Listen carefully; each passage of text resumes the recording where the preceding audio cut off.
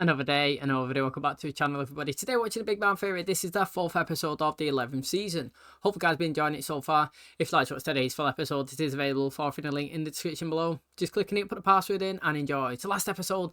Sheldon, he was kind of in two different kind of personalities, you know. He had one way he was sleeping, where he was chill, he was letting his brain relax, and he was not sounding like his normal self. Amy was a bit confused, she was recording him. She asked Penny and Leonard if she should be concerned. Now, this is all stemming from him actually trying to plan their wedding. He's trying to find the perfect date, the perfect venue. You know what I mean? Like, it's stressing him out. It's annoying him. And, you know, he actually tried to relax in his normal personal life. He wore flip-flops, like, for the first time. It fell down the sewer. He was trying to grab it. It was all dirty. It was all smelly. He decided, you know what, this is too much for me, mate. You know, Amy's wedding that she wants. It's her dream. Let her pick. And, you know, he kind of give her the reins. So it's going to be interesting, obviously, to see what she decides to do with their plans. You know, it's going to be interesting. It's going to be a June wedding, it seems like. So I'm excited for that as well. And hopefully it's in the location that she wants.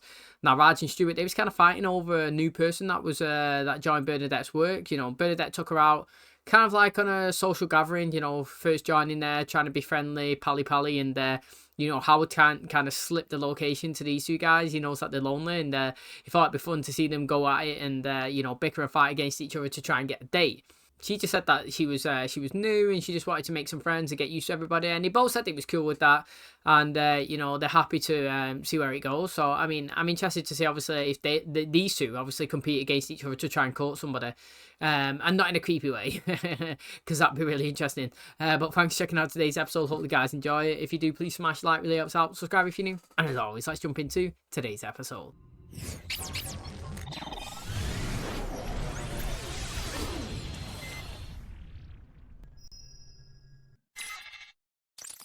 It feels like it wasn't that long ago we were here doing this for Hallie. Because it wasn't.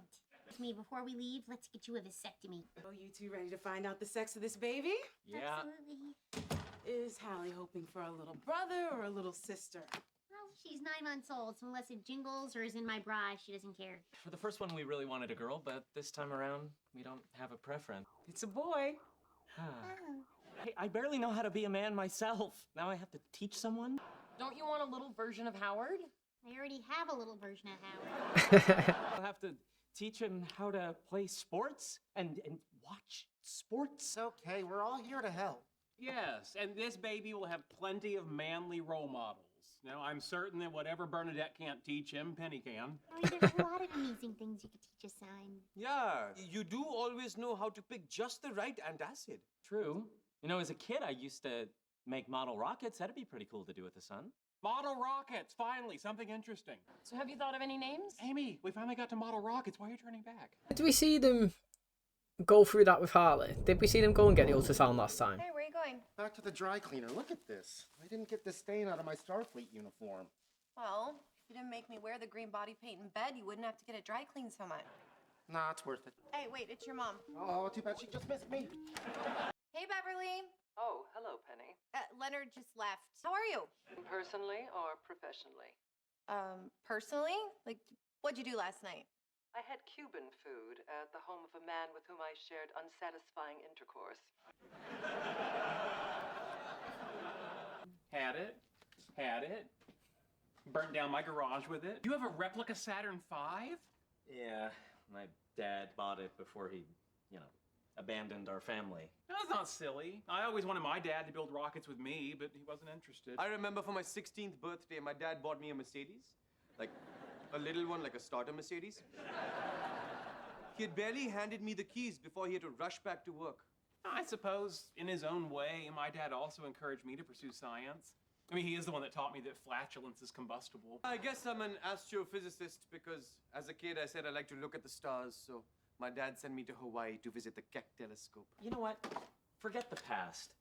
What do you say you and me build this rocket? Sounds like it could be a real bonding experience for us. I see. Oh, you think that's a positive? Boxing up all the clothes Hallie's outgrown. Guess we won't need them anymore. Well, slow down. I'm sure there's some you could reuse for a boy. Pull off the skirt, slap a lightning bolt on the front, and you got baby flash. This isn't my first time turning girl clothes into boy clothes. Why, you got your sister's hand-me-downs? Yeah, that. Oh, I should have brought peanuts. Guy who's going to drive me home. When the Ranger mission finally had a successful launch, there were peanuts in the room. Ever since then, they have them at every launch. I don't think we can get peanuts out here. Got what, then this whole day's ruined. And I think about it, maybe it is more of a superstition. That was close. The thing is, though, right, is it not just people who are allergic to nuts? Even the smell of them can actually cause like a reaction. You know, that's why you get in like an aeroplane and it's like, if anybody's got a nut allergy, tell us. And then obviously if they have, they say, right, we're not going to be serving peanuts on the plane today. Do you know what I mean? Like, I feel like just the smell of it. And I actually do feel like superstitions, I don't think they're all stupid, but like, I feel like stuff like that is, you know, like you're thinking that a rocket is not going to launch or it's going to be a failure because you haven't got some nuts in the room. Do you know what I mean? Like, it's a bit crazy. I understand that they've done it ever since, so why not carry it on? But at the end of the day as well, like I was saying, is what if somebody was allergic to nuts? Like, what happens then? You know what I mean? That would be an interesting question. I was hoping to speak with you. Is this a good time? That depends. What time is it where you are? Just after 5. Yeah, that counts. What's up? You may find this surprising, but I don't have a lot of what you would call girlfriends. What? The only boy that I can dish about is my father. Well, you know, I'm here for you. What do you want to talk about? Well, last time we focused on my life. If we're going to be real girlfriends, we should talk about you as well. All right, here we go. L minus 10. 9. Wait, what are you doing? It's T minus. Yeah, but this is a Saturn V, and when they launched those, they said T minus. It's my rocket. We're doing it my way. I'm not saying I know why your dad left, but I think I'm getting an idea. 3, 2, 1. Remember them going up higher. Yeah. You know what, right? I don't understand that when they're filming them, they look like they're on a green screen. And they probably are.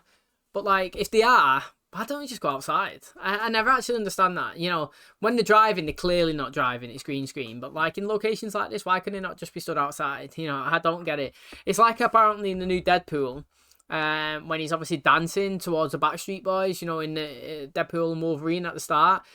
That's all green screen. Like, if you like actually watch the actual video, like the guy's just stood in the studio with a green behind, like a green wall behind him. It's like, why could you not be in the woods doing it? You know what I mean? Like, I don't understand it. And also, Sheldon, the way he holds his phone there recording, I hate it. I've said it once, I'll say it again. I've mentioned it before on the show. If I'm recording something on my phone, the camera is going to be in the top left-hand corner. So I hold it. If the phone's this way, I rotate it that way. I can't really explain it. So the camera on the back turns, so it's in the top right. He holds it, so the camera's in the bottom. The camera's in the top left. He holds it, the camera's in the bottom right. I feel like it's well strange. That means the speaker's facing left, and I always have the speaker facing right when it's tilted to the side. I mean, the one thing I thought I could do with my son, I can't even do that right. You want to see it again? I got it on video. It's pretty cool in slow motion. What do I know about raising a boy? What do you know about raising a girl? Oh my God, you're right. Well, I don't know if that was sarcasm or not. So either you're welcome or hey. I swear to God, I will throw this out. That one was not me. Oh, wait, it's just your mom. She's sick of talking to the magic mirror on the wall. Oh, I think she's lonely. She's been reaching out. Next thing you know, you're featured in a book called He's Doing It on Purpose, Raising a Teenage Bedwetter. And opening up about her life, and she's actually been really supportive about mine. Really? Yeah, I've been telling her about my job, and she said she was proud of me. He's never been told he's proud. Told me she was I proud knew of it, me. I knew it. It's actually tightening, isn't it? Even when I stayed dry for a whole month. Reason number 13 to feel good. As a launch, it was bad. But as an explosion, it was glorious. How about this then? You quit your whining before I give you something to cry about, young man. Are you going to be this mopey all the way home? I don't know, maybe. There any chance you'd be cheered up by an amazing trigonometry riddle? The thing is, right, what would you rather be? Would you rather be Howard, who's apparently, from his point of view, not amazing at these type of things? Or would you rather be his dad?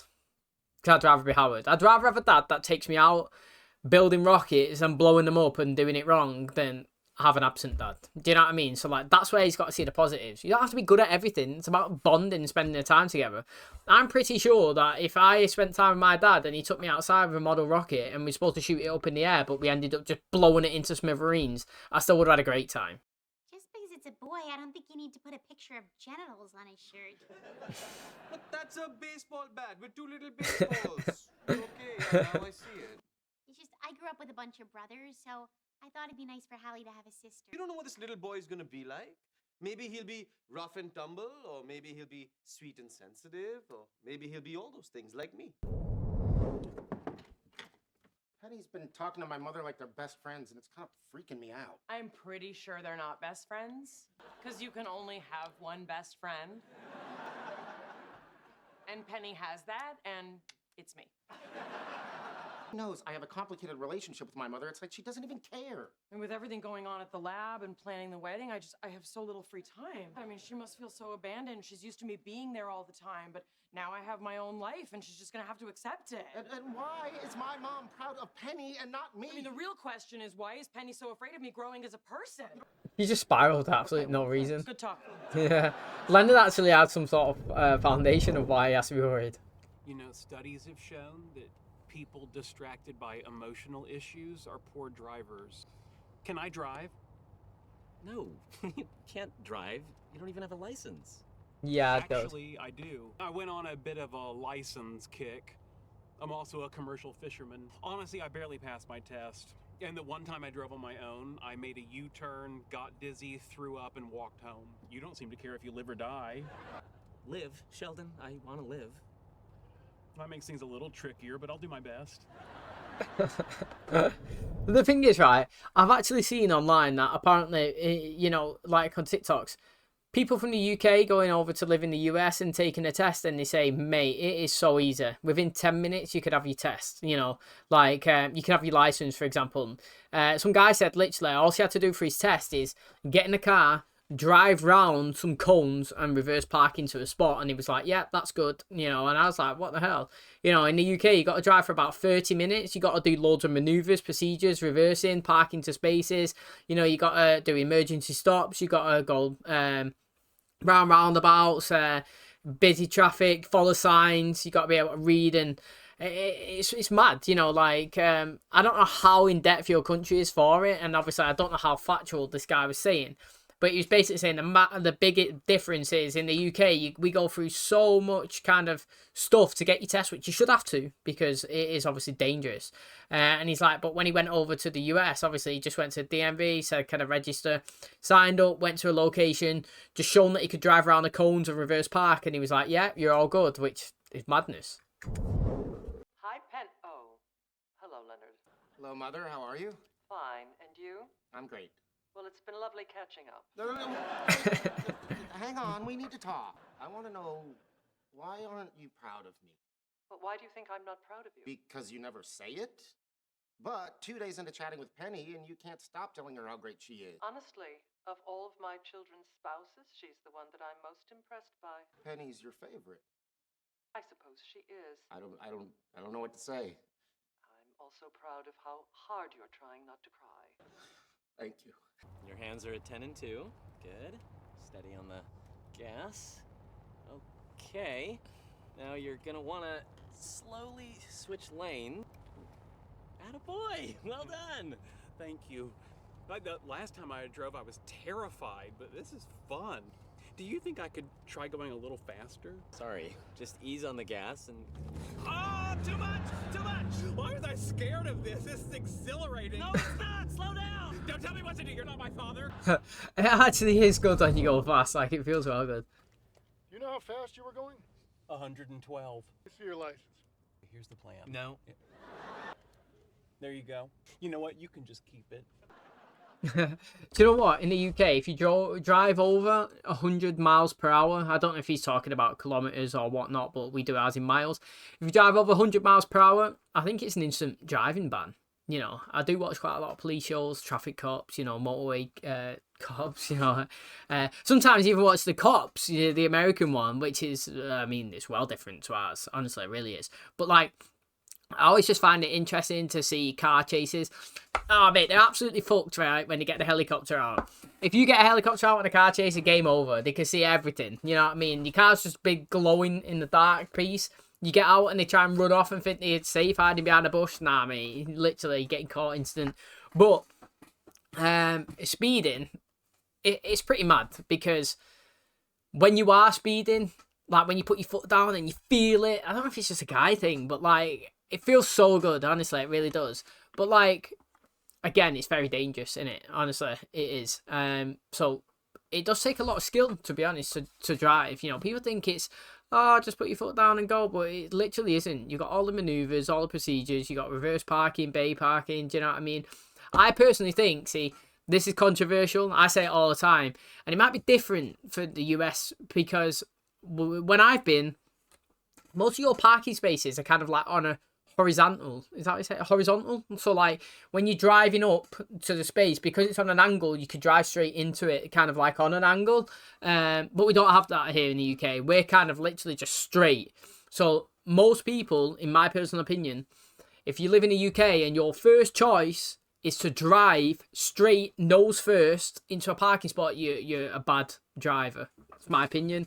I will back down from it as well. I've been driving for 10 years and I could drive vans, lorries.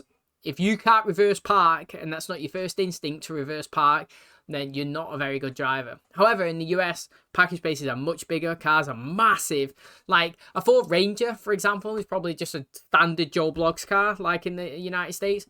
Where here in the UK, it's massive.